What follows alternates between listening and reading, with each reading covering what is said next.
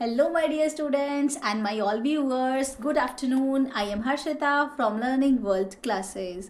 तो कैसे हैं आप सब? आई होप कि आप सभी लोग अच्छे होंगे और अपनी पढ़ाई कर रहे होंगे. So welcome back. हिंदी व्याकरण की कक्षा में आप सभी का हार्दिक स्वागत है.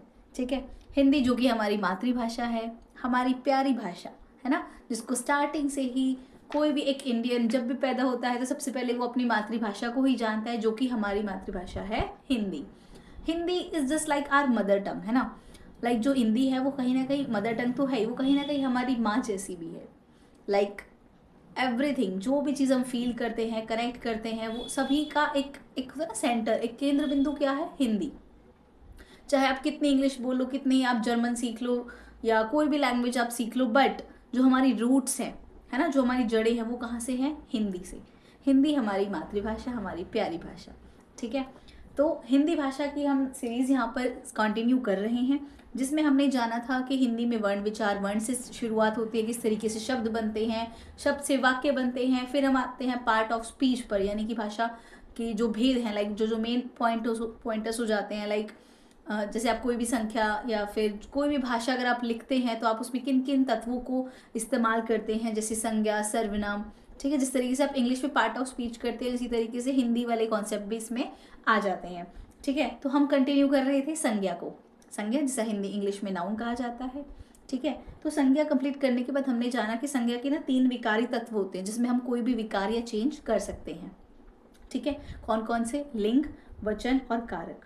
लिंग जो कि हमने कंप्लीट कर लिया है, पुल्लिंग और स्त्रीलिंग, यानी कि उससे पता लगता है पुरुष जाति या स्त्री जाति के बारे में. ठीक है, दूसरा है वचन, एक वचन, बहुवचन, जिससे पता लगता है कि कोई भी प्राणी, वस्तु या थिंग, जो भी कोई भी चीज़ है वो कितनी है, यानी कि एक वचन है, यानी कि उसकी संख्या एक है या एक से ज़्यादा है. और द थर्ड वन जो कि है हमारा कारक. ठीक है, कारक क्या होता है? लाइक काम को करने वाला, कि किसके द्वारा काम हुआ, किसने किया, किसके लिए किया, क्या चीज़ हो रही है, तो वो सारी चीज़ें आ जाती हैं हमारे संज्ञा के विकारी तत्वों में. ठीक है, तो उसी में से हम आज कंटिन्यू करने जा रहे हैं वचन.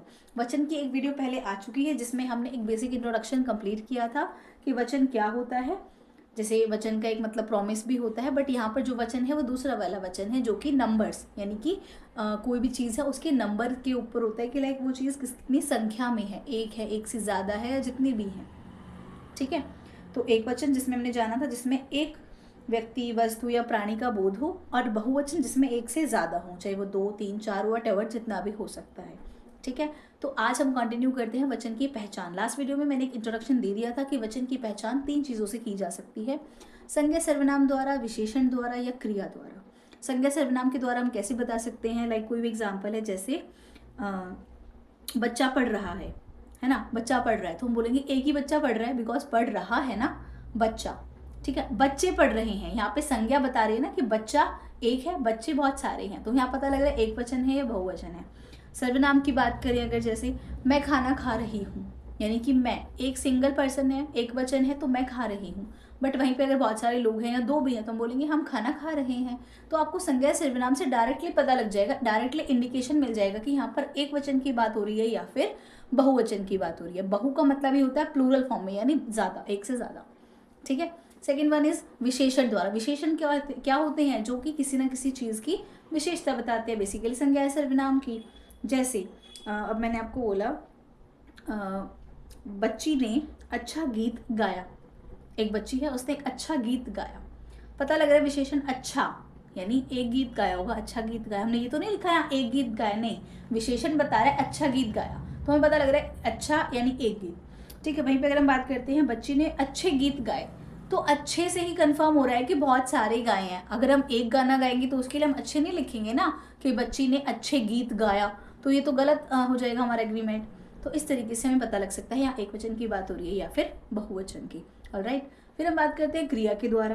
क्रिया क्या होती है? हमारे डूइंग, या जो हमारे एक्शंस होते हैं, जो काम हम कर रहे होते हैं, एक्शंस. ठीक है, उससे कैसे पता लगेगा? जैसे कुत्ता भौंक रहा है ना, हमने ये तो नहीं कहा एक कुत्ता भौंक रहा है या फिर कुछ अलग से हमने लिखा, कुत्ता भौंक रहा है. जो वर्ब है यानी क्रिया है, भौंक रहा है, इससे पता लग रहा है एक है, कुत्ता या कुत्ते भौंक रहे हैं, है ना, रहे हैं, इसका मतलब क्या हो गया कि ये बहुवचन की बात कर रहे हैं. जैसे शिक्षक पढ़ा रहा है या पढ़ा रहे हैं, है ना, इससे भी आपको पता लग रहा है कि कौन से एक वचन या बहुवचन की बात चल रही है। ठीक है, अब इसमें एक चीज़ और आती है जो कि थोड़ी सी कॉम्प्लिकेटेड आपको लगेगी कि शिक्षक है जैसे, तो हम उनको ऐसे नहीं बोलेंगे ना कि शिक्षक पढ़ा रहा है, ये बहुत ज़्यादा डिसरिस्पेक्टफुल साउंड करता है ना। तो वहाँ पर हमें जब हम किसी को रिस्पेक्ट देते हैं ना, तो वहाँ हम कहीं ना कहीं बहुवचन का यूज़ करते हैं। जैसे हमारे टीचर्स होते हैं तो हम उनको यूँ नहीं कहते ना कि मैम आई है ना, तो बोलते हैं मैम आए हैं। ठीक है, हमारे टीचर्स आए हैं या पेरेंट्स आए हैं। ठीक है, तो इस तरीके से हम कुछ नियम भी पढ़ेंगे कि वचन में कौन कौन से नियम से रूल्स होते हैं, किस तरीके से आप उनको कैटेगराइज करोगे। ठीक है, तो आगे चलते हैं, वचन संबंधी कुछ नियम पढ़ेंगे। ठीक है, नियम, रूल्स या प्रिंसिपल्स, वचन यानी जो हमारे सिंगुलर प्लूरल है, इनके अकॉर्डिंग कौन कौन से रूल्स होते हैं।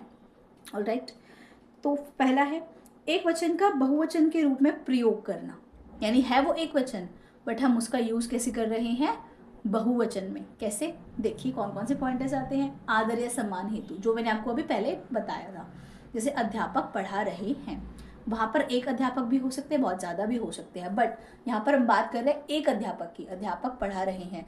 जब रिस्पेक्ट देने की बात करते हो, आदर सम्मान देने की बात करते हो, तो आप यूज़ करोगे यहाँ पे बहुवचन।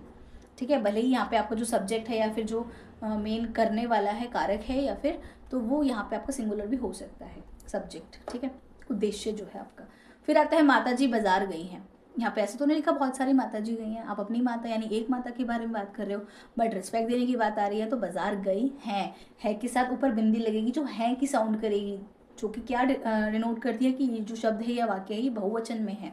ठीक है, फिर दूसरा पॉइंट आता है नित्य बहुवचन में प्रयुक्त होने वाले शब्द। नित्य यानी कि जो हमेशा से ही बहुवचन में यूज होते हैं शब्द, जैसे आंसू, बाल, प्राण, दर्शन, हस्ताक्षर, हस्ताक्षर मीन्स सिग्नेचर, होश, लोग, दाम।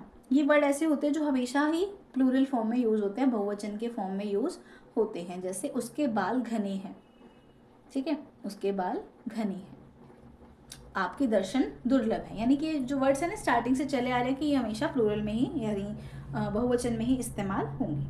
ठीक है, जैसे सामने शेर को देखकर उसके प्राण सूख गए या प्राण निकल गए, लाइक होता है ना, इस तरीके से आप बोल सकते हो। ठीक है, सॉरी। फिर हम बात करते हैं बड़प्पन प्रकट करने के लिए। ठीक है, बड़प्पन प्रकट करने के लिए आप एग्जाम्पल देखो, जैसे राजा ने कहा अब हम आराम करना चाहते हैं। आपने देखा होगा जो राजा महाराजा टाइप के लोग होते हैं ना, ये अपने आप को जैसे मैं की जगह भी हम यूज़ करते हैं, लाइक हम अब ये करेंगे, हम अब वो करेंगे, अब हम सोने जा रहे हैं, हमें ये देखना पड़ेगा, है ना। इस तरीके के जो शब्द है वो आपने देखा होगा कि रॉयल काइंड ऑफ का साउंड देते हैं, है ना। तो यहाँ पे ये बड़प्पन यू प्रकट करने के लिए भी हम बहुवचन का इस्तेमाल करते हैं। जैसे आप बोल रहे हो कि ना वह आ गया।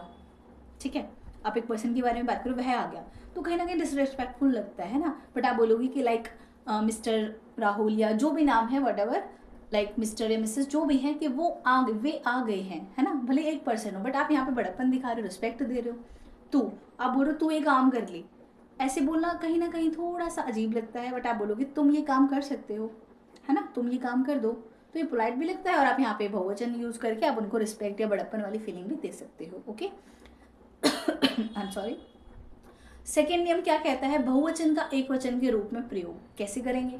बहुवचन का बोध कराने वाले शब्द हमेशा एक वचन में जो यूज होते हैं वो कौन कौन से हैं। इन लोगों की फीलिंग होती है कि ये ग्रुप के लिए यूज होते हैं, ठीक है, बहुत सारे लोगों के लिए, बट एक वचन के फॉर्म में ही यूज होते हैं। जैसे सेना होता है ना, सेना जिसमें आपके सैनिक का कोई ग्रुप होता है, वृंद हो गया, दल हो गया, गण हो गया, जाति हो गई, ये कलेक्टिव नाउन्स होते हैं, बहुवचन में होते हैं, बोध कराते हैं, लेकिन हमेशा एक वचन में ही यूज किए जाते हैं। जैसे युवा वर्ग जोश से भरा है, युवा वर्ग एक ग्रुप हो गया यंगस्टर्स का, है ना, तो वो जोश से भरा है, भरे हैं नहीं, भरे नहीं बोलेंगे हम यहाँ पर, एक वचन के फॉर्म में यूज होगा। सेना ने कूच कर दिया, है ना, सेना भी यहाँ पर क्या है, बहुवचन का बोध करा रही है और वो है एक वचन वर्ड। ठीक है, स्त्री जाति सदैव से सम्मान की अधिकारी है। ठीक है, तो ये है हमारे बहुवचन का बोध कराने वाले शब्द जो कि हमेशा एक वचन में ही इस्तेमाल होते हैं। ठीक है, एंड द लास्ट तो नहीं बोलेंगे, इसी का सेकंड पॉइंट है व्यक्तिवाचक, भाववाचक या धातुओं का बोध कराने वाली जातिवाचक संज्ञाएं भी एक वचन में यूज की जाती हैं। जैसे व्यक्तिवाचक किसी व्यक्ति या किसी पर्सन के बारे में आप बात कर रहे हो, भाववाचक कोई फीलिंग है या कोई ऐसी चीज़ है जिसको एब्स्ट्रैक्ट नाउन आप बोल सकते हो, धातुओं का बोध कराने वाली। ठीक है, जैसे कमल अच्छा लड़का है, यहाँ पे व्यक्तिवाचक हो गया, एक पर्टिकुलर नेम है कमल, वो लड़का अच्छा है। ठीक है, एक वचन में। सत्य की सदा जीत होती है। सत्य यानी सच, जो कि भाववाचक में आ जाता है, उसकी हमेशा जीत होती है, जिसे बोलते हैं ना सत्यमेव जयते। ठीक है। And the last rule, third rule क्या है, दोनों वचनों में प्रयोग हो सकता है। जातिवाचक संज्ञाएं जो हैं वो दोनों ही दोनों ही वचनों में इस्तेमाल की जा सकती हैं। जैसे बालक पढ़ रहा है, बालक पढ़ रहे हैं, है ना, बालक बालक, बट यहाँ पे जो क्रिया है पढ़ रहा पढ़ रहे, दोनों से हो गया चेंज। ऐसे ही घोड़ा, घोड़ा दौड़ रहा है, घोड़े दौड़ रहे हैं। आप दोनों यहाँ पे ये चीज़ देखेंगे कि यहाँ पे बालक बालक सेम है, जो हमारा सब्जेक्ट है, उद्देश्य है, बट जो उसकी वर्ब है उसके क्रिया के थ्रू हम देख पा रहे हैं कि एक वचन है या बहुवचन है। ऐसे ही घोड़ा दौड़ रहा है, यहाँ पे हमने घोड़े को ही चेंज कर दिया, लाइक घोड़े दौड़ रहे हैं। ठीक है। तो यहाँ पर दोनों चीज़ों में इसका इस्तेमाल किया जा सकता है, जातिवाचक संज्ञाओं का। ठीक है। तो उसके लिए आपको ज़्यादा से ज़्यादा बुक्स पढ़नी है और देखना है किस तरीके से कौन कौन से वर्ड किस तरीके से इस्तेमाल किए जाते हैं। आई होप कि ये कॉन्सेप्ट आपका क्लियर हो गया होगा कि वचन दो प्रकार के होते हैं, कौन कौन से नियमों की तरह हम इनको इस्तेमाल कर सकते हैं और उनकी पहचान किस तरीके से की जा सकती है। आने वाले वीडियोस में हम जानेंगे कि वचन को किस तरीके से बदला जाएगा, एक वचन से बहुवचन को बदलने के नियम या फिर कुछ पॉइंटर्स। ठीक है। आई होप कि आपको वीडियो अच्छी लगी होगी। अगर वीडियो अच्छी लगी हो, आपको ये कॉन्सेप्ट समझ में आए हो, please do like share and subscribe. और हाँ, press the bell icon for the notification of our new videos. Okay. और अगर आपको कोई भी डाउट लगता है तो आप कमेंट सेक्शन में ज़रूर लिखिए। We will try to cope up with your doubts. Okay. Thanks for watching. Bye bye.